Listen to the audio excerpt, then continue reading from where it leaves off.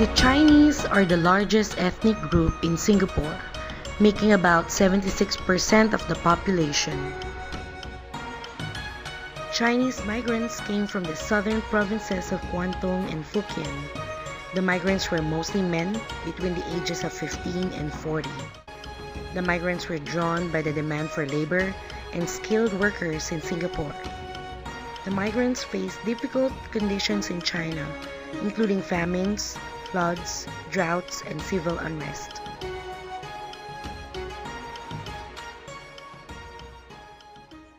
In Chinese culture, especially in Singapore, Chinese names are more than labels. Singaporean Chinese names are embodied with meaning and qualities parents desire for their children. You might have heard a parent say, "Wow, that child has such a strong name. They're going to grow up to be very dominant." After all, the popular Chinese saying goes, "机器长进不如教识爷爷，教识爷爷不如机器好梦." Meaning, instead of giving your child gold, teach him a skill. Instead of teaching him a skill, give him a good name.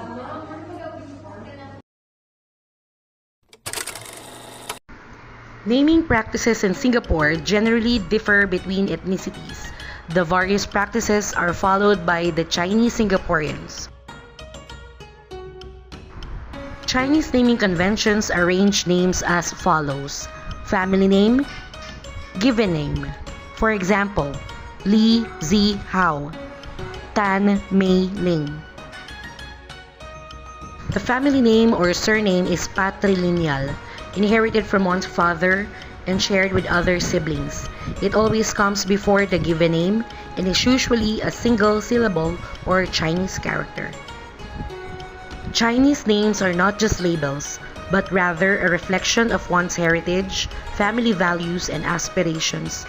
Each character within a Chinese name carries its own unique meaning and symbolism, carefully chosen by parents to bestow blessings and virtues upon their children.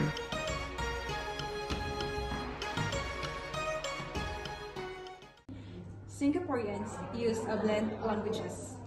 Our unique charm lies in our diversity. We have several ethnic communities living side by side, each with their own languages. But don't worry, if you're a newcomer, English is the bridge that connects us all. It's widely used in businesses, schools, and government offices.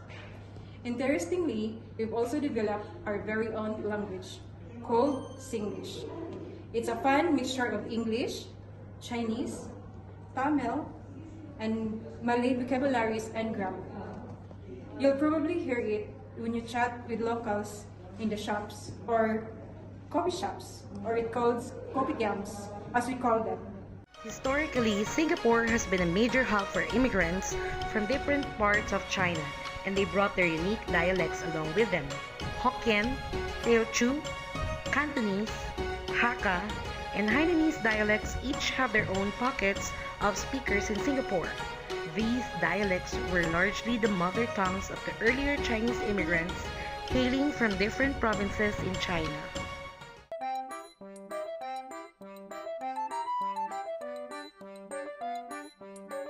Hello guys! So, we're here now at the kopitiam. So, we're going to order a drinks in a Chinese language. So, come with me. Let's go inside.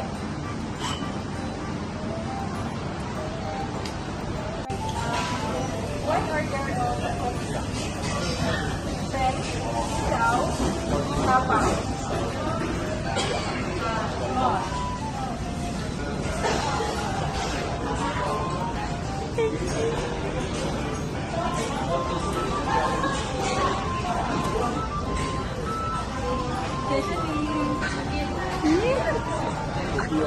Yay!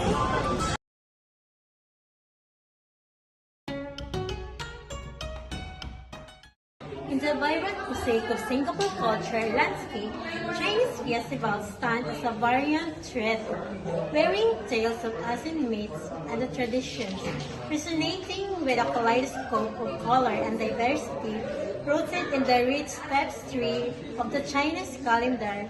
Those festivals not only mark the passage of time but also serve as the poignant reminders of the significance of family and community. Chinese festival deep intertwined with old myths and legends, often involved with time, taking on the new meaning and culture nuances. Take for the instance the Mid-Autumn Festival, originally a harvest celebration that has gracefully embraced the mythological allure of Chang'e, the baking lady on the moon. This festival, regardless of their origin, share a common threads in reinforcing the concept of family. Chinese New Year is associated with the lunar calendar and welcomes the new agricultural year. Characterized by vibrant parades, lion and dragon dance, family reunions, and iconic red envelopes or ongbao exchanged for good luck. Qingming Festival or Tomb Sweeping Day. Families visit cemeteries, clean and decorate graves, and burn incense and offering. Duanwuji or Dragon Boat Festival. The highlight is the intense dragon boat races accompanied by rhythmic drumming. Families also gather to enjoy and share zongzi or sticky rice dumplings. Also known as Double Seventh Festival, people make colorful paper crafts, offer fruit, and make wishes for love. Traditional performances and displays are common. Families gather to enjoy mooncakes, scary lanterns, and appreciate the full moon. Cultural performances and mooncake fairs are prevalent. Elaborate offering include the burning of paper money and food. Chinese operas are performed to entertain the spirits. Families gather for festive meal, often featuring tangyuan, sweet glutinous rice balls. It is a time for unity and reflection.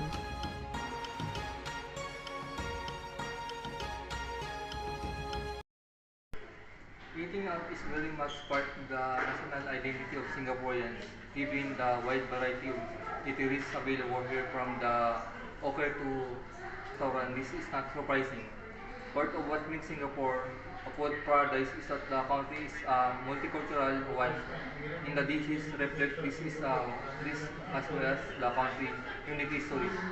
Singaporean variant of Chinese culture is visible in food, especially hawker food. Chinese hawker food in Singapore reflects the intermingling of different Chinese groups that migrated here as well as the influence of other cultures.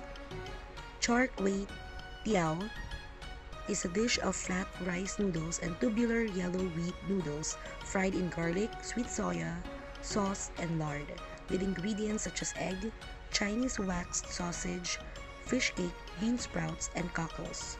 The dish of Teochew origins is a familiar one in hawker centers, coffee shops, and food courts in Singapore.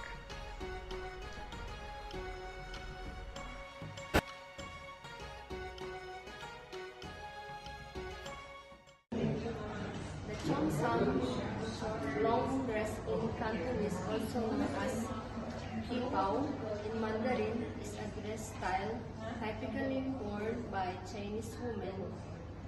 The cheongsam was at the height of its popularity between 1920s and 1960s when the Chinese woman residing in Chinese urban cities as well as in Hong Kong, Taiwan, and Singapore.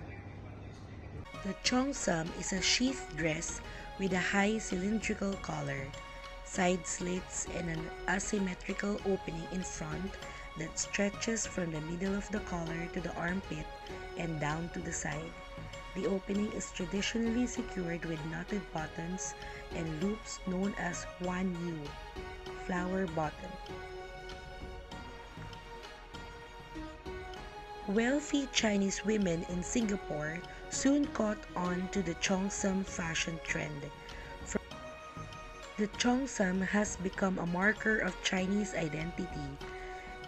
Chinese jewelry, including the Chinese carved jade jewelry, often features Chinese symbols and iconography, and auspicious symbols and images.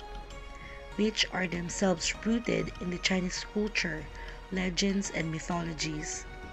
These symbols often reveal the Chinese traditions which have guided the Chinese civilization for thousands of years and which currently continue to remain in use in present days.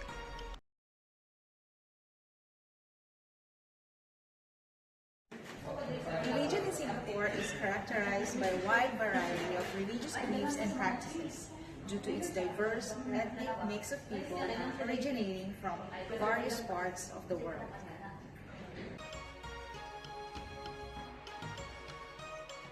In the past, Buddhism in Singapore was mostly practiced in homes and small temples, but as more people became interested, larger temples were built. These temples became important places for worship and learning about Buddhist teachings. In a Buddhist temple or monastery, shoes are normally removed before entering its premises. However, this depends on the house rules that each temple or monastery lays, and some may not even require one to remove the shoes. Avoid extending your feet towards other people, in particular the bottom and soles of the feet and shoes. Women should wear clothing with sleeves. Their dresses should extend below the knees.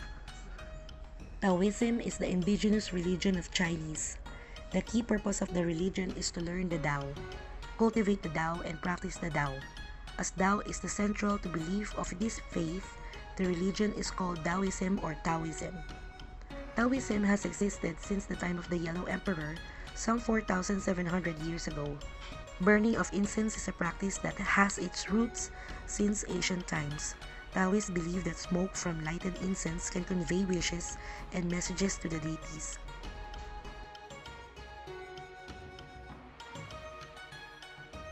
Qigong is an ancient Chinese breathing exercise that combines controlled breathing, gentle movements, and meditation to promote overall health and well-being.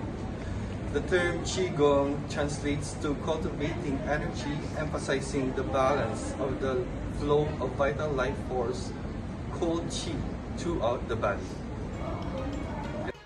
Qigong, which involves slow, deep breaths, coordinated with gentle movements and mental focus, aiming to cultivate and balance the body's Qi, life force energy, through breathing exercises and meditation. This practice is deeply rooted in Chinese culture and readily accessible in Singapore through various health centers and classes. Hair care. Rice water is a popular rinse believed to strengthen the hair and enhance shine. It's made by soaking or boiling rice and using the starchy water afterward. Chinese hair care secrets often involve traditional practices and natural ingredients that have been passed down through tradition. Here are some key elements commonly associated with Chinese hair care. Natural ingredients such as herbs and oils like ginseng, goji berries, and green tea. The scalp improves circulation, promotes hair growth, and relieves stress. This practice is often combined with oils for added benefits.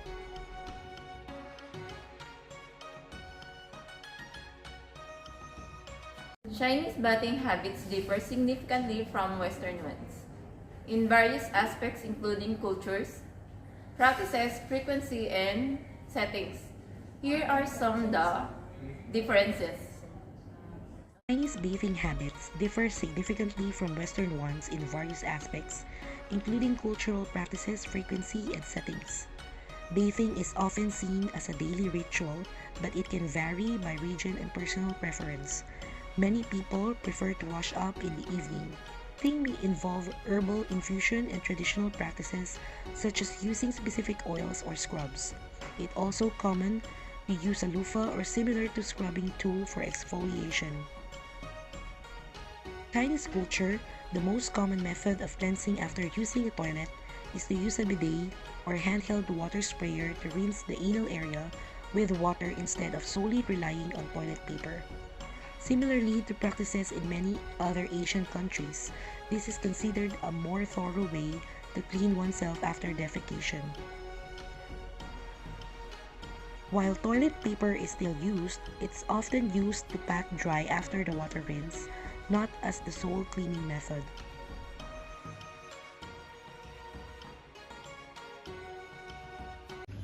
You know what?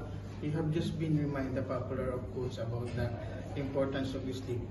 I say sleep that golden chain that tie health and our body together. Attribute that Thomas Dekker highlight and connect between the sleep and overall being. Singaporeans are known for their short sleep duration, averaging only 6 hours and 32 minutes per night, according to a study by SingHealth Polyclinics. It is also found that 44% of Singaporeans suffer from different disorders such as insomnia and sleep apnea. Some studies have found that Chinese people in Singapore have a good sleep quality. In China, traditional remedies such as herbal teas and acupuncture are often used to promote restful slumber.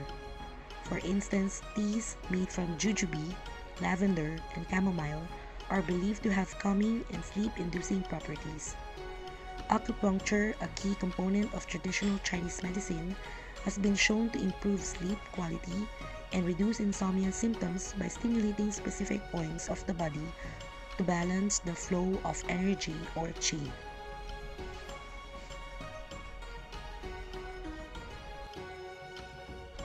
Chinese people often find comfort through strong social connections with family and friends, prioritizing harmony and maintaining positive relationships, which can include practices like sharing meals, spending time together, and expressing subtle support.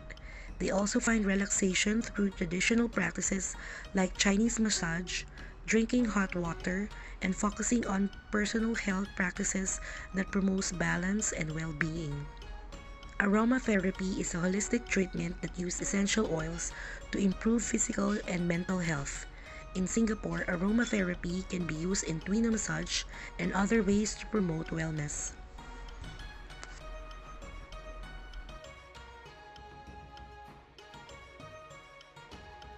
Chinese medicine, or TCM, is very popular in Singapore among locals and also expats who are interested in alternative healthcare. Traditional Chinese medicine in Singapore is officially recognized, and there are numerous clinics to be found all over the city. So what is exactly traditional Chinese medicine?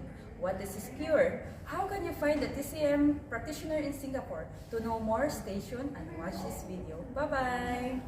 Traditional Chinese medicine is an alternative medicine to Western healthcare that has been existing for about 2,500 years in China and exported to many Asian countries and then all over the world. This medicine embraces a philosophy that considers the body to be run by a vital energy called qi, which circulates the channels called meridians.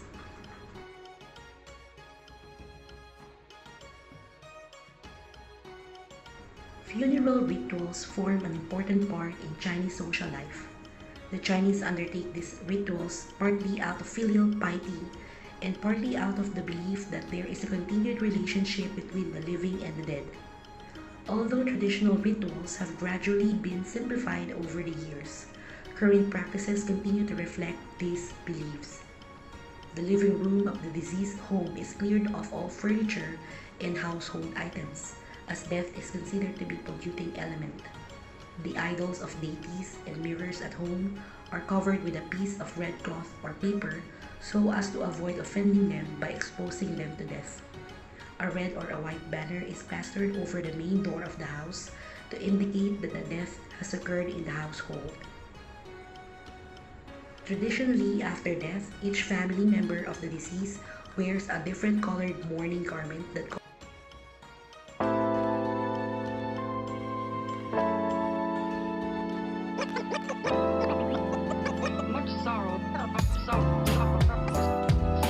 Dagen kommer det til å bli til mørkt.